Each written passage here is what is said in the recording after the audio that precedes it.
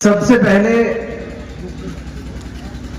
मेवात दिवस की आप तमाम मेवात वासियों को बहुत बहुत शुभकामनाएं। और आज के प्रोग्राम की अध्यक्षता कर रहे नाजिम भाई, हमारे चीफ गेस्ट पूर्व सांसद अनवर अली साहब और तमाम मंचासीन जो मेवात की बड़ी शख्सियात हैं।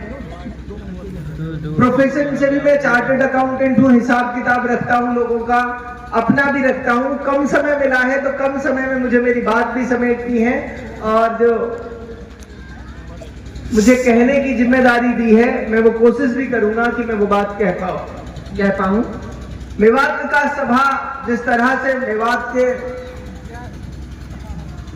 बड़ा संगठन है, मैं यूं कहूं तो मेवात का इकलौता ऐसा संगठन है जिससे सरकार दबाव महसूस करती है मेवात की किसी मुद्दे को लेकर। जब मेवात विकास सभा के लोग संजीदगी से लड़ते हैं, कोशिश करते हैं, तो सरकार उसको गंभीरता से लेती है।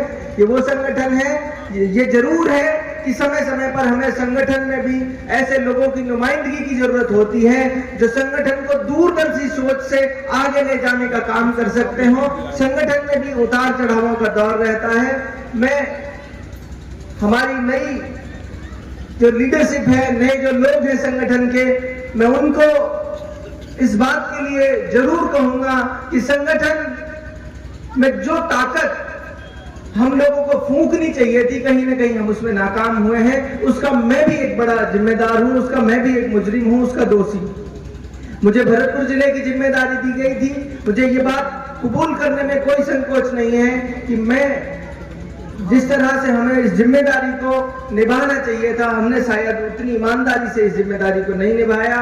इसका खामियाजा, इसका नुकसान बहुत लंबे समय तक उठाना होता है। इसलिए मैं माफी चाहता हूं साथियों से कि मैं उस तरह से इस जिम्मेदारी को नहीं निभा पाया।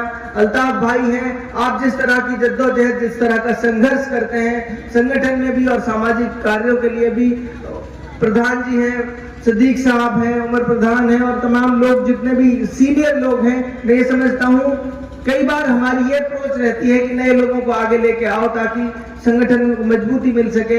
लेकिन ये महसूस किया मैंने खुद से कि जब से हमें जिम्मेदारी दी है, संगठन कहीं ना कहीं उस तरह की परवाज नहीं ले पाया जिस तरह की लेनी चाहिए थी। मैं फिर से पुनर्विचार करने के लिए कहूंगा कि हम और ज्यादा ताकतवर इस संगठन को कैसे बना सकते हैं और ज्यादा ऊंचाइयों तक मेवात की आवाज को और ज्यादा ताकतवर कैसे बना सकते हैं, इसके लिए हमें विचार करना चाहिए। बस एक और बात पे मुझे महसूस हो रही है, 1 मिनट के अंदर कहने की कोशिश करूंगा।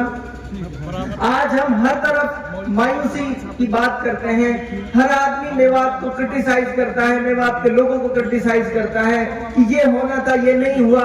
मैं जो महसूस करता हूं वो कह रहा हूं। अगर आप देखते हो 70 साल की इस यात्रा को, एक वो समय था जो सदीक साहब ने बताया कि हमारे लोग अपनी सुरक्षा को लेकर चिंतित थे। गांधी से मिले, पटेल साहब से मिले, अपनी सुरक्षा को लेकर मिले कि अगर हम हिंदुस्तान में रहेंगे तो हमारी सुरक्षा एक बड़ा मसला है, उस पर हमें मजबूत आश्वासन मिले। 20 साल तक ये लगातार संघर्ष जारी रहा कि हमारी पहचान बका रहेगी हिंदुस्तान में या नहीं रहेगी।